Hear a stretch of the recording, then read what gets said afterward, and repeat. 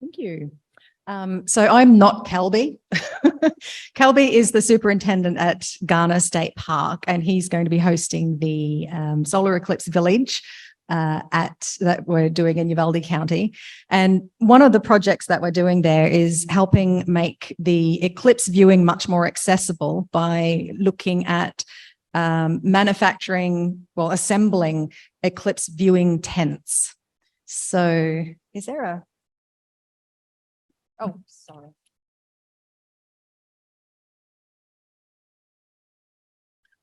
So after 2017, Derek Pitts actually shared information about these tents, and everyone got very excited because, I hadn't really thought of it before. And it just allowed many people to be under a canopy. Sorry, I use the word tents. In Australia, we call them tents, but they're canopies here, right? So people can go underneath. And so for those who find it difficult to use glasses or have mobility problems, they can stand underneath, look up, and then it's actually filtered. It's mylar there, and then you can see the eclipse as it progresses. And then during totality, you step outside and then you experience it all, and then you come back in. So that was really cool. Everyone got very excited. Everyone was asking Derek, how do you do it? And he's like, this is so easy. You just do this, this, this. And people can't do it because they're just intimidated. There's lots of barriers. So we put together a poster for this meeting here. So have a look at the poster on what we're doing. But this is Derek's tents from above. So they basically used canopies and then replaced it with mylar to be able to do that.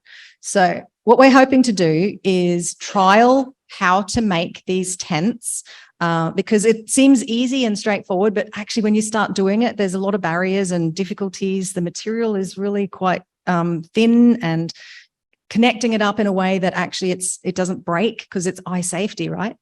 So we want to actually do a few builds to see how best to make these things. And then we wanted to share a prototype. We were hoping to bring one of the tents actually here and assemble it so you can actually experience and put it outside. I know some other people are doing it, so we're not unique in this, but what we're doing is that we want to build 12. And then across Uvalde County, there's 3 locations that we're doing events. And we want to spread it out. So one of the events is in the Solar Eclipse Village. So we'll have probably 3 viewing tents there. The other location is House Pastures. They're doing a big event. That's where Clay Walker is coming, but a lot of people will be there. So we're hoping to have 3 there. And then the 3rd one is with Jennifer Miller-Ray, who's here. There you go. So she's hosting the viewing event with the school district in Uvalde County and on behalf of Sul Ross University. And so we're hoping that we're going to give 3 tents there for you to try there too. And the idea is that we get some feedback. That's a variety of different groups that are able to give feedback. So young people, school groups, general people, you know what I mean? And then use the feedback and share the feedback on incorporating that into the design so that we can help you do it yourself. So you don't have to start from scratch and doing what we're doing. And Kelby really wanted to be here. This man is just so incredibly busy, and he's the superintendent at Ghana State Park, and he loves a challenge. He just loves it. And even though he's got such a busy schedule, he's been trying to get the prototypes going. And so he's been working around the clock. He has sent 2 videos. So he's going to be talking to you. This was done 2 nights ago. So it was actually very late at night. He was trying to get it to bring here. And then we've got some follow-up photos afterwards. So here is Kelby. Oh, sorry. Can I go back one, Angela? Okay. The first video is just a minute where he's just talking. It's very dark, so that's why he looks a bit spooky. Can I just say, that's not what he looks like generally. That's why I thought I'll put a normal photo of him up there. And then the second video, which he actually shows it, it's still quite dark because it's done at night, but you'll get the sense, and he talks about some of the issues and challenges. So here you go. Oh, no. Can that be played? Howdy. Park Superintendent Kelby, Bridwell here from Russo State Park, and we are excited to be hosting our Eclipse Village at the annual Eclipse coming up in a couple weeks. So we've been trying to find ways to build some solar viewing tents to improve accessibility, kind of improve the experience. Some people don't like hanging out in the dark. And when you put on the glasses, you're lucky if you can kind of experience this. And we noticed as we were kind of trying on the normal Eclipse glasses, they're awesome for viewing the sun, but you can't, it's hard to laugh and make fun of other rangers and staff and kind of experience things when you're in the dark. So we have an idea because we always have a bunch of leftover awnings and canopies and easy up tents at the end of the summer that were damaged and left in the river. And we thought maybe we could find a way to reuse those and put some type of material on the top that would be safe for viewing the sun through. So started visiting with some folks, and Rainbow Sympathy donated some material for us to try out. And I thought we had a home run, and it turns out we learned it's not the best form because of several different things. So I'm gonna try to turn on some lights. We're gonna model a moon. It's about the position where the sun's gonna be, where I have it set up right now during the eclipse. And I'm gonna show a few different designs and some lessons learned.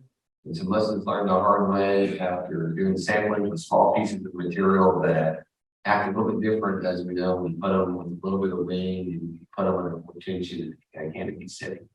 So apologize for the amateur photography, and I'll see if we can make this work. The next one.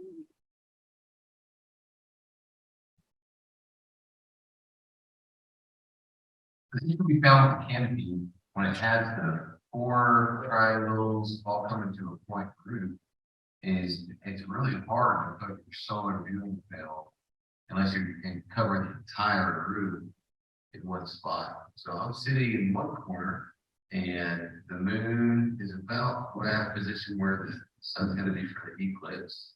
And this is a 10 by 10 structure.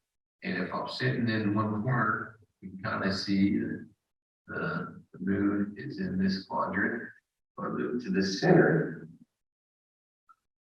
And shift it over here. It doesn't take me much moving to the right. You see where it goes. And in this corner, you're already barely catching it. So you'd have to have a pretty good piece of material for multiple people to be able to kind of sit around and experience. So we decided to combat that. We go with a just 2-panel roof. We can adjust the legs up and down. And we came up with this large panel and we'll position it where the sun's going to be. And everybody will be able to look through the 18-inch by 6 foot screen. The challenges we found when we tested the material with room darkening curtain material, it was great on a small scale of wooden grid. Now let's see, if you stretch it, you can see this thing just from a really light wind we're having in fire and start at we tried to go with the Z-stitch, give it some room to move and not rip. And this is just a standard home tone we feed and some room darkening curtain fabric that we thought would be good. And it would likely last, if you set it up hour before the event, get with some people. We could probably look at taping some of the stitches to improve the gripping. It's not going to be strong enough. This is about the same thickness, a little bit bigger than you find in the exchange classes. This was donated by Russo Sympathy for us to try. Really awesome stuff. But in this application, we ran into quite a few challenges. The hopes were to extend some panels of this darkening fabric and then wrap the sides with the standard tint. This is one panel of a multiple anchor tint that we hope to do several sections across the middle with, and maybe do some high, some low, and have it go, We add an extra 8 feet, we have 30 foot of tent for groups to be able to get under. After just experimenting with this section, it's not gonna work like we wanted it to. So our next plan, and I might have some video for, was using the hard metal structure, removing a panel of the roofing metal, the mark panel, and then putting this across and tipping it to the air where folks can get underneath the metal. So we'd be using a hardboard structure and the film, and it wouldn't have the ability to blow in the wind as much as the fabric. So we've learned some things, we're having fun, we look forward to trying some stuff out. We'll have some stuff during the annual Eclipse. And sorry we couldn't make it. We look forward to having y'all out at Garner for the annual Eclipse and our solar village. Appreciate y'all and the work you're doing, and look forward to learning more. Thanks.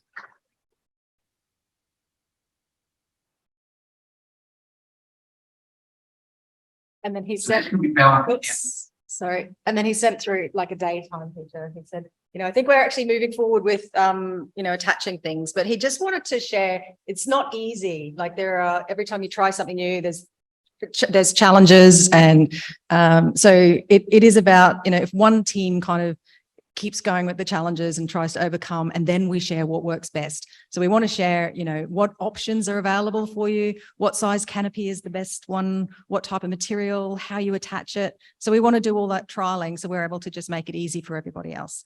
That's the plan. All right, thank you.